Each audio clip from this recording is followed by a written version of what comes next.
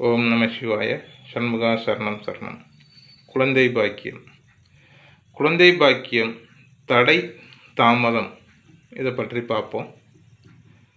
5ஆம் இடத்தில் பாவகிரகங்கள் அமர்ந்தாலும் 5ஆம் இடத்து அதிபதி 6, 8, 12 இருந்தாலும் இவர்களுக்கு குழந்தை பாக்கியம் கிடைப்பது தாமதமாகும் அப்படின்னு சொல்லலாம்.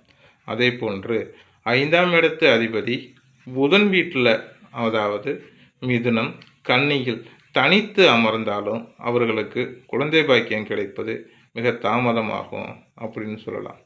இதுவே குரு பார்த்தார்னா அவர்களுக்கு மருத்துவத்தின் மூலம் காலதாமதமாக குழந்தை பாக்கியம் கிடைத்துவிடும் அப்படின்னு சொல்லலாம்.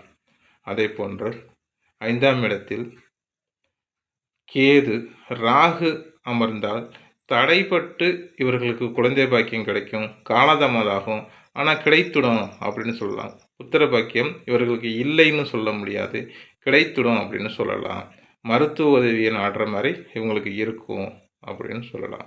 அடுத்தபடியாக பார்த்தீங்கன்னா சுக்கிரன், சூரியன் இரு கிரகங்களும் தொடர்பு பெற்று இருக்கக்குள்ள பாவ கிரகங்களோட பார்வையோ சேர்க்கையோ இவர்களுக்கு இருந்தால் இவர்கள் நிச்சயம் மருத்துவத்தின் மூலயமா குழந்தை பாக்கியம் பெற்றுக்க முடியும் அப்படின்னு சொல்லலாம்.